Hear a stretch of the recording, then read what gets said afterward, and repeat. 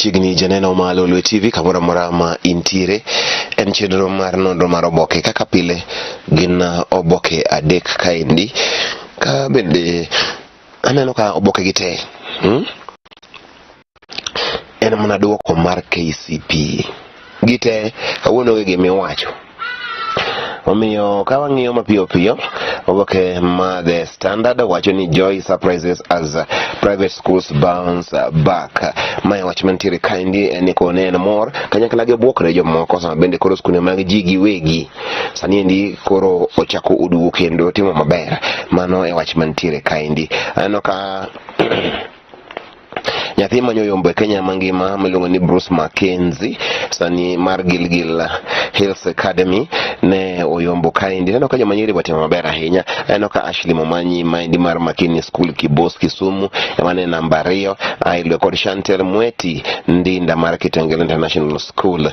Emmanuel Kiplagat mar Moi Primary School Kabarak maendi kaka nopanga gite nyalo somo gi kaendi mondo ne ni to en ang'o ma otimore kaka sani endi weche dhi. Ka wadhi nyime en mana mano ema pod opango ka private schools shine in 2021 exams take 12 of the 14 positions. Maneler mantiere kanyo nyalo ngiyo results kaka gintie kaendi te ing'into school ma nyathine ntiere en mane nitie Ober Boys Boarding Primary School giri kaendi ano ka notimo maber ahinya. Ober Primary notimo maber ahinya. Ano ka ong'eny gi ji mane oguro kabisa maendi eler manitiere kanyo endo sama bende koro ka ang'iyo maber skunde 400 ang'eny ahinya 400 e kind 400 and mane wene gi 428 to gi 410 king'iyo kanyo ibodo ka nitiere nyithindo tandawe moyudo 400 ng'eny kabisa between 428 and 410 ng'eny gin kazedegi madhi adi ito boke ni mara uchiel gabo nyalo ng'iyo ka nyathine oyudo max 400 nyalo ng'iyo ne kanyo endo ito ne oyudo adi. Mano e ler manitiere. Pore ma wach masikunde mano timo maber wacho ni nyithindo moko madhi 13,127 magi eki candidates age below 12 and below SAT national examination. Nitie nyithindo moko mano timo penj madirom 3,000 ma ikgi ni piny mari gini 12 matene gitimo ka gitindo ahinya less than 12 years and below. Mano en wach malich ahinya. Ka wang'iyo weche mamoko mantiere kaendi en Moi Primary Kabarak shines in Rift Valley maendi en skunde pod otimo maber. Aneno kaendi kapod mana wach skunde kawuono Magoha more boys at KCP examinations. Mano e ler manitiere kanyo. No weche mang'eny mag puonj kawuono en nyaka ito bugni mar 15 emna KCP results. Mane wach mantiere give all credit for gains made in education sector says Magoha. Mae wach mantiere ni koro miuru Kenyatta manendo chigi pak nikech weche mosetimo e migawo mar somo. Mano ler manitiere kanyo. Sechego eko nitiere mass transfer of teachers looming as TSC plans to balance out staff. Ibro lok jopuonje woteri kuno opogore koro bang'e kanyo endo mondo mi koro yud ka jopuonje nyalo chopo kama idwaro gi e skunde mowinjore kaka chik dwaro. Machielo kaendi koro gen pa josomo gi jondiko ema koro wachope pare kawuono onge wach moro amora mana wach ma KCP nyaka ito boke nindi mar 24 kama kanyo ni don't link Raila to Uhuru removal plan. Ruto told President Kenyatta said he is not backing the Deputy Ruto State House bid because DP wanted him removed from office. Peter Kenneth said the DP should deal with the issue without mentioning Odinga's name. Koro Peter Kenneth ni in losolo se wachi Kenyatta moke mieno Raila gi weche goeko maga kaka ne idwaro mondo me timno endo. Ka ng'iyo kendi major towns hit by shortage of milk and eggs. Nitiere sani ndi koro nok mano endo mar chak gi tong' e koro opogore. age of aspirants takes center stage at Kakamega Race WhatsApp. Mae sani koro Kakamega kaja koro weche koro tek ahinya eno kaka indijo Kenya kwanza koro parade Malala kod Boni Halwale mana wachman tiere kanyo maduong' ahinya. Onge gima mang'eny aena mna weche go koma KCP. The Star KCPE 2021 private schools bounce back. Mane wachmantie, only 3 of the top 14 students came from public institutions as academies dominate. Mane wachmantiere sani endi koro mna nyithindo adigo kende. Nyithindo adek kende ema koro wacho ni ne nyalo bet ni o skunde go eko mag piny owacho modong' gi tene ma skunde go eko mag academies gi group of schools. E Kisumu go jande koro Mudasa Academy kod Makini ema koro timo maber ahinya go eko mag Western kod Nyanza. Mudasa nitie Kisumu, Makini be nitie Kisumu. ODM direct ticket move trigger storm in the party.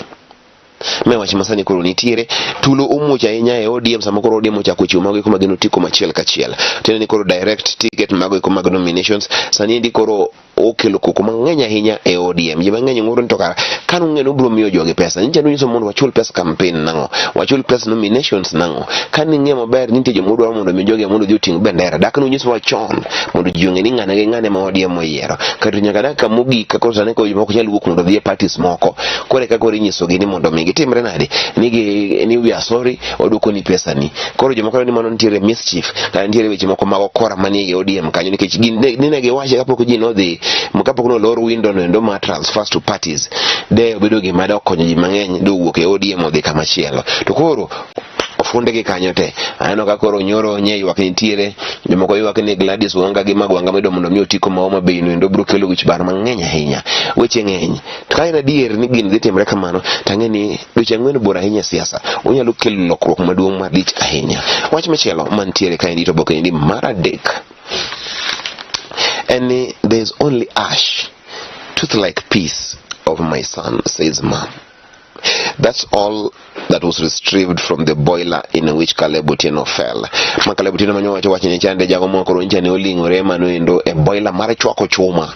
E mach maliet ma jinge ni koro en agulu michwake chuma. Mach no don't take centigrades. Degree centigrades ma okanyalo wacho en furnace. Mondo mi o melt chuma. Machuma lokre pi. In dhana manigi ring'o kama kedonje.